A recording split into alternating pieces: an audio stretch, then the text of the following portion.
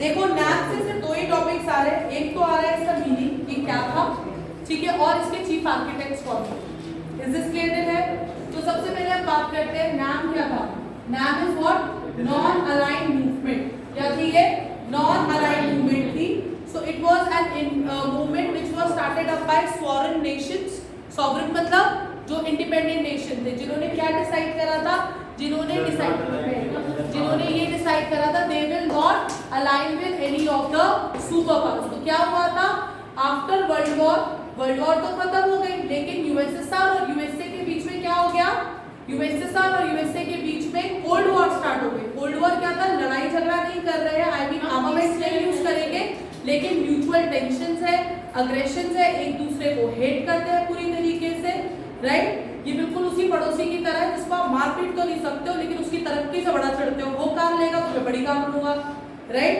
Is this clear? उसके घर पे स्कूटी आएगी तो मैं भी नई स्कूटी लाऊंगा, तो इस तरीके का रिफ्ट चल रहा था। तो अब पॉइंट क्या आ गया था, सारा का सारा वर्ल्ड जो है वो दो पार्ट्स में डिवाइड हो चुका था। कुछ लोग यूएसए का सपोर्ट कर रहे थे, कुछ लोग यूएसएसआर का सपोर्ट कर रहे थे। ऐसे में जो हमारे प्रेसिडेंट थे जो हमारे प्राइम मिनिस्टर थे, सॉरी, जवाहरलाल नेहरू, जो उस समय हमारे क्या थे? फॉरेन मिनिस्टर भी थे। उन्होंने एक बहुत इंपॉर्टेंट इंटरनेशनल पॉलिसी डिसाइड करी इंडिया की, वो थी नॉन अलाइनमेंट, ठीक है। नॉन अलाइनमेंट में उन्होंने क्या कहा? We will not align with any of the super powers, any of the power blocks.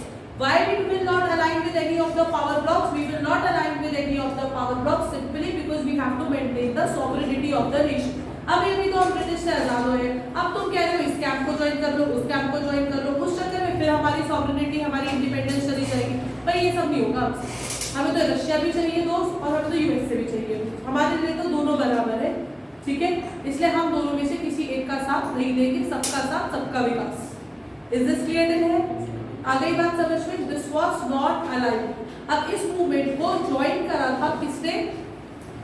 बाकी नेशंस ने भी, जिसमें से जो दो बहुत ही इंपॉर्टेंट नेशंस थे, जो कि फाउंडिंग फादर्स भी हो गए थे नॉन अलाइनमेंट मूवमेंट के। एक तो थे पंडित जवाहरलाल नेहरू, ठीक है, दूसरे थे जोसेफ वॉन टिटो।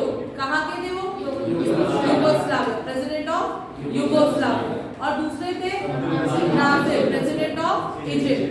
ये तीनों थे जिनको हम बोलते हैं आर्किटेक्ट्स ऑफ नैप। तो नैप में आपने क्या करना है? एक आपने मीनिंग करना है इसका, non aligned movement. It was a movement launched by the sovereign nation wherein they decided not to align with any of the power blocs. Is this clear है?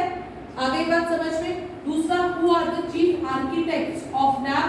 Who are the chief architects of NAM? Pandit Jawaharlal Nehru, ठीक है। दूसरा कौन थे?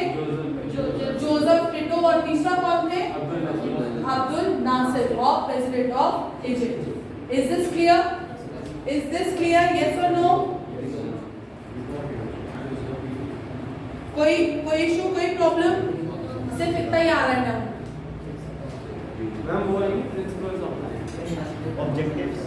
So let's quickly revise the questions of United Nations as well as now. Are you all ready? Mention any two objectives of United Nations. To protect the future generations from scourges of war, to develop friendly relations among nations, to maintain peace and security. Is this clear?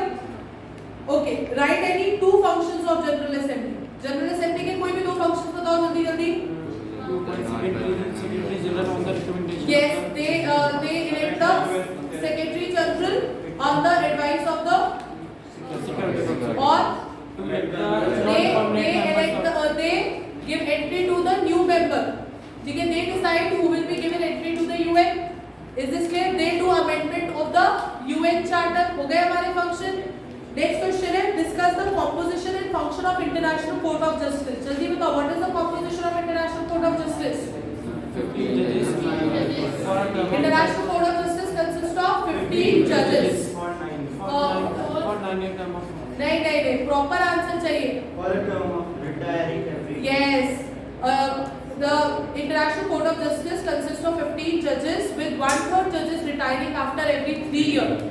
Is this clear? The term of judges of International Court of Justice is 9 years. Next is what is the function of Security Council? To maintain peace and security. ये तो है ही है.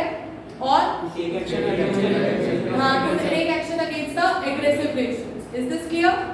आ गई बात समझ में? Next है mention any two functions of WHO. Yes, madam. Provide drugs to the medical cares, medicines. All right. और क्या है WHO का function? Visiting of their all infrastructures. Yes. Okay. What are function of UNICEF and UNESCO? अभी हम लोगों ने करे थे. क्या function है UNICEF का? UNICEF का है to encourage study of social sciences, to translate manuscripts. Easy वाले थे हमारे. फिर UNESCO के थे to prevent children against abuses and to protect children against crime, to provide medications, immunization facilities to the children. Is this clear in here? Two architects of NAM. कौन है architects of NAM? Jawaharlal Nehru, Prime Minister of India. फिर Joseph Tito, President of Yugoslavia. Then Abdul Nasser, President of Egypt. बहुत बढ़िया. ठीक है. और principles of NAM. Principles क्या? Non-alignment with any of the power blocks to maintain the international peace and security. To help it to develop cooperation, international cooperation, maintain peace and security. Is this clear in here? Peaceful coexistence. These are all objectives of NAM. Is this clear to everyone? आ गया कि नहीं आया? Sure.